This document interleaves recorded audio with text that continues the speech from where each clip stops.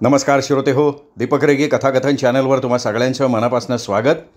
श्रोते हो, तुम्ही ऐकताय अभय बापट यांची सायलेन्स प्लीज ही कादंबरी आणि आज भाग 7वा. पाणिनी पटवर्धन विहंग विरुद्ध शेफाली या दाव्यातली कागदपत्र तपासत होता तेव्हा सौम्या आत येऊन म्हणाली, सुषुप्ती बाहेर आली आहे, ती सारखी रडती आहे, झटका आल्यासारखं करते आहे. मला नाही वाटलं की तिला फार जास्त थांबवावं बाहेरच्या बाजूलाच म्हणून. आपण रडायचं कारण काय तिला? बहुतेक तिच्या मामाला अटक केल्याचा धक्का बसला असेल तिला. नाही, मला नाही वाटत तसं. त्याला अटक होईल याचा तिला अंदाज आला तेव्हा ती खंबीरपणे उभी होती. तिच्यावर लक्ष ठेवा, पण म्हणजे जरा काळजीनं बोला तिच्याशी, नाही तर काय होईल तिचं सांगता नाही येणार. ठीक आहे सौम्या, तिला आत पाठव आणि तू सुद्धा इथेच थांब. सौम्यानं फोनवरून सुषुप्तीला आत पाठवायची सूचना रिसेप्शनिस्टला दिली. ती आत येताच सौम्यानं तिच्या खांद्यावर हात ठेवला, तिला धीर दिला, तिला खुर्चीत बसवलं. तो आधार मिळताच सुषुप्तीला अजूनच रडायला आलं. काय झालंय?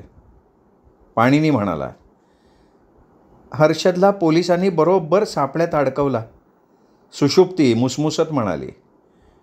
म्हणजे काय झालंय नक्की? आपण जे सांगतोय त्याचा परिणाम काय होणार आहे याचा विचार न करता तो बोलून गेला पोलिसांना, आणि आता त्याचा गंभीर परिणाम होणार हे लक्षात येताच आपल्याला साक्षीदार म्हणून कोर्टात जायला लागू नये म्हणून कुठेतरी गायब होण्याच्या विचारात आहे. असं काय सांगितलं त्याने? खांडवाला जाण्यापूर्वी अर्धा तास आधी नाश्ता करताना त्याने टेबलच्या ड्रॉवरला हात घातला तेव्हा तो टोकदार चाकू तिथे नव्हता. पाणिनी एकदम हादरला, खुर्चीवरनं खालीच उतरला. त्याची खात्री आहे तशी? तो म्हणतोय की नक्कीच नव्हता, त्याची खात्री आहे. त्यांनी तशी जबानी पोलिसांना दिली? हो, दिली. पाणिनीचा चेहरा काळवंडला. त्याचा हा जबाब मोठा परिणाम करणारा ठरणार आहे का? त्याच्या चेहऱ्यावरची काळजी बघून सौम्यानं त्याला विचारलं. खूपच. लक्षात घे, विहंगनं जाणून बुजून खून करायचं ठरवलं असेल आणि त्याला भाचवायचं असेल की झोपेत असताना त्याच्या हातून हे कृत्य घडलंय, तर तो काय करेल? झोपायला जाण्यापूर्वी तो चाकू टेबलाच्या कप्प्यातनं काढेल आणि स्वतःकडे ठेवून घेईल. कारण त्याला माहिती आहे की सुषुप्ती त्याला संरक्षण देण्याच्या दृष्टीनं टेबलाच्या त्या कप्प्याला कुलूप लावेल. आणि आपल्याला विहंगला वाचवण्यासाठी असं सिद्ध करावं लागणार होतं की झोपेत असताना त्यानं चाकू बाहेर काढला आणि तसाच तो बाहेर गेला आणि मग त्याच्या हातून झोपेत खून झाला. पण आता हर्षदच्या जबानीमुळे असं सिद्ध होणार आहे की त्यांनी झोपेत असताना टेबलाच्या कप्प्यातनं चाकू नाही काढला, कारण झोपेत चालणारा माणूस कुलूप लावलेला कप्पा नाही उघडणार. म्हणजे ज्या अर्थी हर्षद म्हणतोय की त्याला कप्प्यात चाकू दिसला नाही, त्या अर्थी विहंगने जाणतेपणे पूर्ण जागा असताना कप्प्यातनं चाकू काढला आणि खून केला. थोडक्यात हा पूर्वनियोजित आणि थंड माथ्यानं केलेला खून ठरतो कोल्ड ब्लडेड मर्डर. कदाचित हर्षदची चूक होत असेल, सौम्यानं आशा व्यक्त केली. नाही, पाणिनी ठामपणे म्हणाला, तो चुकू शकत नाही. लक्षात घे सौम्या, त्या ड्रॉवरची किल्ली फक्त सुषुप्तीकडेच होती. तिने तो ड्रॉवर लॉक केला तेव्हा मी तिथेच होतो. आम्ही दोघांनी असं गृहीत धरलं होतं की लॉक करताना चाकू आतच होता. आम्ही ड्रॉवर उघडून खात्री न करताच लॉक केलं. किल्ली शोधण्यासाठी मदत कर असं सांगत बल्लव सुषुप्तीकडे आला. तिने थातूरमातूर कारण सांगून किल्ली तिथेच वर होती असं त्याला भासवलं. पाणिनी म्हणाला आणि विचार करत तो फेऱ्या मारायला लागला. त्याची ती खास सवय होती. फेऱ्या मारल्या की त्याच्या विचारशक्तीला चालना मिळत असे. ही शांतता सुषुप्तीला सहन नाही झाली. ती एकदम म्हणाली, आम्ही आता सर्व ठरवलं आहे. हर्षद आता लगेच कुठलं विमान मिळालं तर ते पकडून अशा ठिकाणी जाईल की कुणाला कळणारही नाही तो कुठे गेला आहे. त्याला अजून समन्स आलेलं नाही आहे साक्षीला किंवा चौकशीला ये म्हणून. त्याच्या आतच तो निघून जाईल. पटवर्धन, मला सल्ला द्या, ठीक राहील ना असं केलं तर? त्यांनी जबाब दिलाय नक्की? हो, दिला आहे. त्यावर सही केली त्याने. सही? मला मला नाही वाटत त्यांनी सही केली असेल. त्याला समन्स मिळण्यापूर्वी तो परदेशात कुठेतरी निघून जाऊ शकत नाही का? सरकारी वकील आणि पोलीस याचा वर्तमानपत्रात फार मोठा कांगावा करतील त्यांनी असं केलं तर. वर्तमानपत्रकारांसमोर साक्ष द्यावी लागू नये म्हणून तो पळून गेला अशी बातमी छापली जाईल. विहंगाच्या दृष्टीनं जनमानसात त्याची चीतू होईल. आत्ता कुठं आहे तो? तुमच्या ऑफिसच्या इमारतीसमोर रस्त्याच्या पलीकडे आहे. त्याच्या गाडीत बसलाय.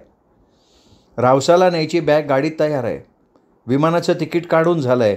आधी तो सुषुप्ती बोलायची थांबली. बाहेरनं आरडाओरडा ऐकू आला अचानक. तुम्ही असा आत घुसू शकत नाही. पाणिनी पटवर्धन कामात आहेत. तुम्ही आधी कळवायला हवं होतं. एका स्त्रीचा किंचाळून आवाज आला. पाठोपाठ एक पुरुषी आवाज आला.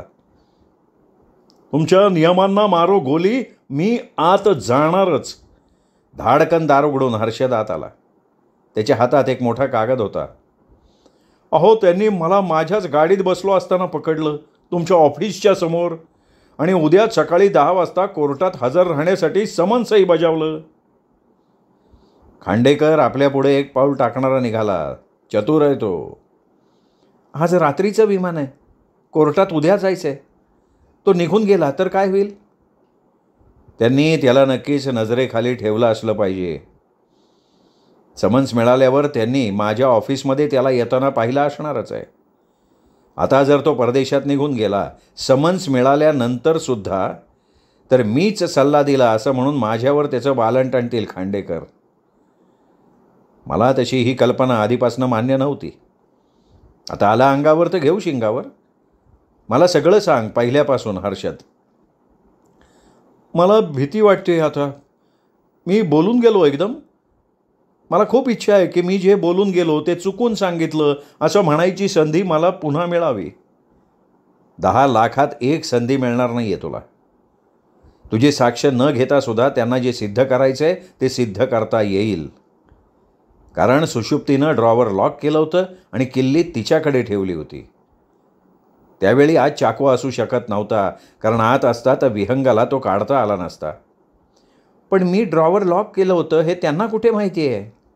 मी शपथेवर सांगेन ना मी ड्रॉवर उघडा ठेवला होता म्हणून. तू सत्यच सांगायचं आहेस. खोटी साक्ष देऊन आशिलाला सोडवायची वेळ असेल तर मी अशी प्रकरणं स्वीकारत नाही. माझा आशिल निर्दोष आहे असं मला वाटलं तर मी त्याची वकिली घेतो. परिस्थितीजन्य पुरावा सकृतदर्शनी आरोपीच्या विरोधात आहे असं वाटतं, पण आपण जर त्या परिस्थितीजन्य पुराव्याचा योग्य अर्थ लावला तर तो खऱ्या गुन्हेगारापर्यंत बरोबर पोचवतो आपल्याला. तेवढ्यात फोन वाजला. फोन कनकचा होता. खूप महत्त्वाचं काम आहे असं म्हणतोय कनक. कारण पाणिनीनी फोन घेतला. पाणिनीमध्ये काहीही न बोलता ऐक फक्त. माझी माणसं शेफालीच्या मागावर होती. वकिलांच्या ऑफिसमधून ती निघाल्यापासून त्यांनीच मला आत्ता सांगितलं की ती बाया आत्ता तुझ्या ऑफिसमध्ये येण्याच्या विचारात दिसतीये, कारण तिची गाडी आपल्या ऑफिसच्या इमारतीच्या समोर लावली आहे. तुला जरा तयारीला वेळ मिळावा म्हणून तातडीने फोन केला आहे. हर्षद आणि सुषुप्ती दोघांनी नीट ऐका. पाणिनी कनकचा फोन झाल्यानंतर म्हणाला, शेफाली आत्ता इथे येते. तुम्हाला इथे पाहिलं तर कदाचित ती ज्या कारणासाठी इथे येते तो विचार ती बदलेल. तिला तुम्ही दिसता कामा नये, नाहीतर गोंधळ माजेल. सौम्या तुम्हाला दुसऱ्या खोलीत घेऊन जाईल. सर्व आलबेल झालं की तुम्ही त्या खोलीतून बाहेरच्या रस्त्याला लागा. तुम्ही रस्त्यात गेलात की सुषुप्ती तुलाही समन्स देण्यासाठी ते पुढे येतील. त्यांना टाळू नकोस. हुलकावणी तर अजिबात देऊ नकोस. समन्स हसतमुखानं घे. सौम्या या दोघांना लायब्ररीत बसव. सौम्या त्यांना घेऊन दुसरीकडे बसवून येईपर्यंत ऑपरेटरनं आत फोन करून सांगितलं की बाहेर शेफाली खोपकर नावाची स्त्री आली आहे आणि तिला अत्यंत तातडीनं भेटायचं आहे. पाठवून दे तिला आत. पाणिनी म्हणाला, सौम्या तू तुझ्या केबिनमध्ये पळ पटकन. मी इथून तुझ्या केबिनमध्ये इंटरकॉम जोडून ठेवतो. तुला आम्ही इथे जे बोलू ते सगळं ऐकता येईल. त्याच्या नोट्स घे. जा पटकन जा. ती गेल्यावर पाणीनी दाराकडे बघत शेफाली आत येण्याची वाट पाहत राहिला. शेफालीला घेऊन ऑपरेटर आत आले. पाणिनीने पाहिलं ती तिशीच्या घरात होती. आकर्षक. पाणिनीकडे बघून हसली. ओठाला लाल लिपस्टिक, पिंगट छटा असलेले केस. अजिबात अवघडल्यासारखं वाटून न घेता ती सरळ पाणिनीच्या जवळ आली आणि तिने त्याच्याशी शेकहँड केला.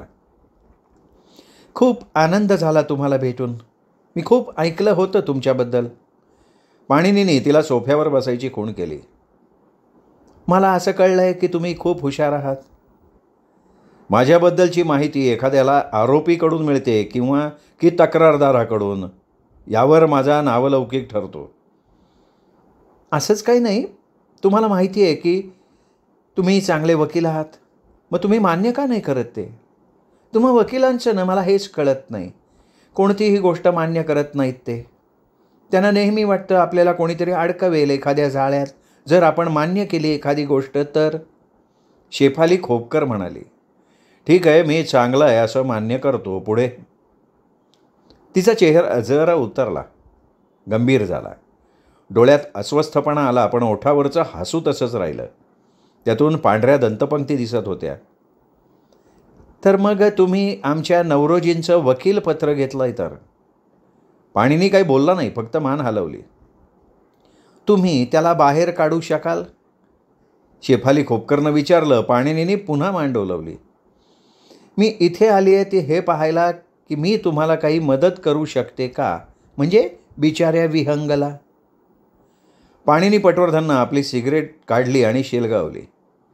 नेमकं काय करायचं मनात आहे तुमच्या? मी साक्ष द्यायला तयार आहे की विहंग हा गेले काही दिवस मानसिक रोगाची शिकार बनलेला आहे.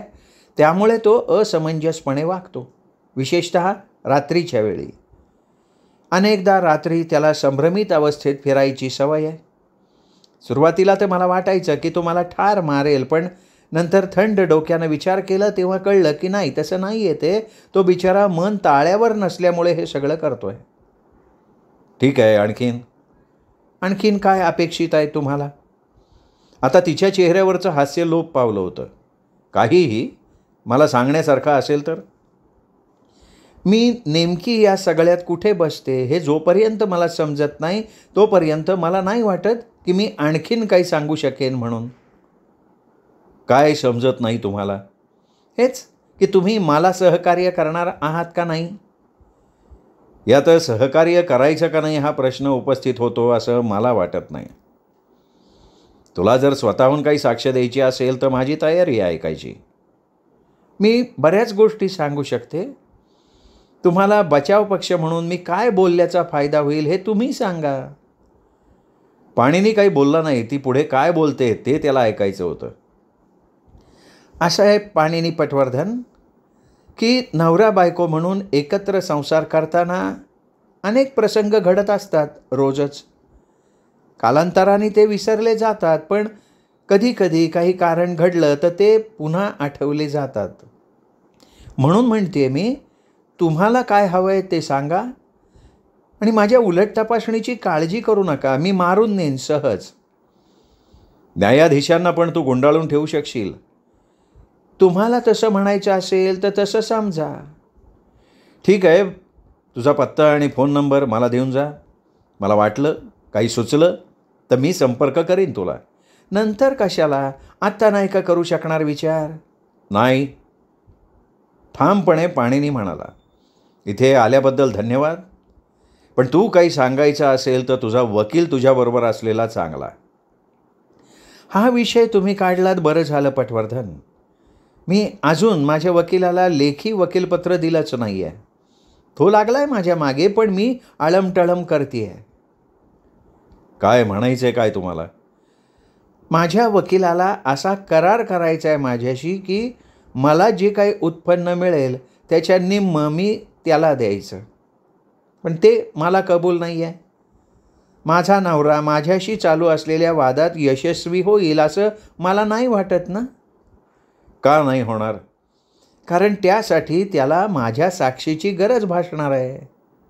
तो मानसिकदृष्ट्या संतुलन बिघडलेला माणूस आहे या आधारावर साक्ष देऊन मी त्याला खुनाच्या आरोपातनं मुक्त करू शकले की मी घटस्फोटाचा दावा बाजूला ठेवीन. म्हणजे मी त्याची पत्नी म्हणून राहीन आणि त्याच्या मालमत्तेची पालक होईन. हे सगळं माझ्या लक्षात येतं आहे, पण तुझा वकील असल्याशिवाय मी तुझ्याशी नाही बोलणार. माझ्या साक्षीबद्दल तुम्ही का नाही चर्चा करू शकत? माझ्या लक्षात येत नाही आहे. साक्षीबद्दल मी चर्चा करू शकतो, पण घटस्फोटाबद्दल नाही. मला वाटतं पटवर्धन, तुम्ही अति सावधपणे वागताय आणि अति तत्वानी सुद्धा. बरोबर आहे, अति करताय तुम्ही. ती म्हणाली, ती चिडली नव्हती, पण पाणिनीनं ॲस्ट्रेमध्ये टाकलेलं थोटूक बाहेर काढून तिने जोरात खाली जमिनीवर आपटलं आणि पायाखाली चिरडून टाकलं. श्रोते हो, हा होता 7वा भाग. 8वा भाग उद्या. तोपर्यंत नमस्कार मित्र.